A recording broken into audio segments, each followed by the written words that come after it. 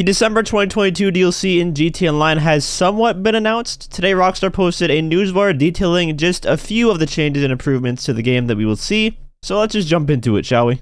First up, the Heist Challenge reward has been revealed. It's going to be the Declasse Tahoma Coupe, and that will be free for everyone for a limited time following the December update's release. To me, this looks like it's going to be a Benny's vehicle. It's got that lowriders kind of vibe to it, so that'll be interesting to see if it actually is a Benny's vehicle or not. After that, they say, building off a suite of adjustments made earlier this year, and as part of our continued commitment to make improvements based largely on player feedback, this December's GTA Online update will add a wide range of new improvements to free mode and beyond, many of which were submitted directly by players via the GTA Online feedback website. So let's see what some of those are. First up, we have a hide contacts option for the iFruit phone. You can select which contacts to display or hide via the interaction menu. And this is probably the biggest change out of all of them in terms of quality of life. We have been asking for this feature for years now, and thankfully it's finally being brought to the game. And in the picture to go along with that, we can see one of the new contacts arriving in this update, which we have discussed in earlier videos. That's going to be Dax. The Terabyte will now be able to be used to launch business cell missions in all session types, including event only. And honestly, this change should have happened at the same time as the other cell mission changes during the summer update, but I guess better late than never. The casino story missions can now be done completely solo, whereas before you needed at least one other person. PS5 and Xbox Series X will receive Raytrace Reflections in the Fidelity Mode graphics option, and I'll be interested to see how good those reflections look, because right now on Fidelity Mode, the reflections are already better than any other graphics option. Like, maxed out reflections on PC still don't look as good as Fidelity Mode does at the moment. So with Raytrace Reflections, it should look even better. Moving on to vehicle updates, new vehicle purchases will arrive in your garage faster than before. That's a minor change, but nice, I suppose. Select weaponized vehicles will now be able to be used in races where appropriate, but the weapons will of course be disabled outside of GTA races. Bicycles will now be able to be requested from the mechanic menu when calling for a vehicle, which is definitely the most impactful change in the entirety of GTA Online. I really don't know why they're adding this now. It seems like such a weird thing to do. I mean, I can think of 10 other quality of life features that would be way more important than this. And the last thing for the vehicle updates are that next-gen players can enjoy How Special Works upgrades without completing the How introductory race.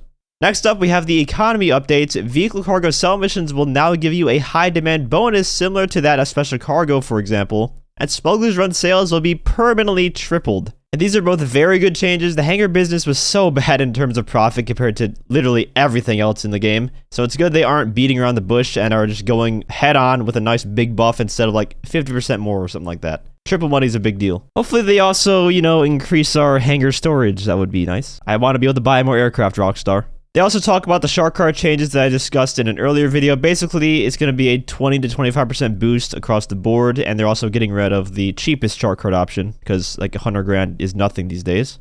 And to wrap up the newswire, we have these two paragraphs. These experience improvements and more will arrive alongside the next GTA Online update for PlayStation 5, PlayStation 4, Xbox Series X and S, Xbox One, and PC coming later this month. Take a walk on the wild side of Blaine County in the first installment of a massive multi-part update taking you all across the expanse of Southern San Andreas, featuring some familiar faces and a new troupe of entrepreneurial misfits on a mission to expand the minds of citizens of Los Santos, one trip at a time. Plus, expect a fleet of new vehicles, world events, contact missions, and more. Thank you all so much for playing such a huge part in the continued growth and exciting new highs for GTA Online, and for all of your valuable and constructive feedback. Please keep it coming. We look forward to implementing more of your ideas and requests as we continue to build on the GTA Online experience with each update. Stay tuned for much more very soon. They also gave us this picture where we can see some new things. Right away, what sticks out to me is the tricked out brickade in the back there. So it looks like we're going to be getting some sort of brickade custom, because this one has like a ramp wedge in the front similar to the Pounder custom does. It's also got custom wheels and a livery. And I'm really hoping they give it some mass, because the Pounder custom cannot ram anything out of the way. It's just way too light for what it is.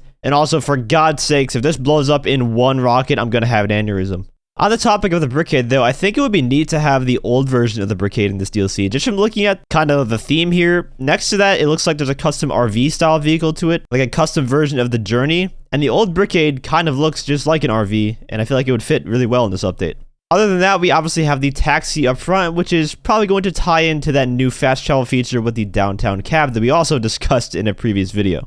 But there you have it. That is the first look at the December update. Doesn't really tell us a whole lot of what we can expect in terms of gameplay. I'm hoping there are a lot more quality of life improvements than they discussed here as well. But the ones they did mention are good overall, especially the hide context feature. That's going to be really nice. The fact that it's going to be a massive multi-part update, they say, does have me quite interested. And I really just want to see more. Let me know what you guys think about all this in the comments. Does this make you excited, or are you still kind of skeptical about the whole update? And what more do you want to see in this next DLC? If you enjoyed the video or found it helpful, feel free to leave a like, as well as subscribe to my channel for more GTA Online DLC coverage. And as always, thanks for watching, and have a great day.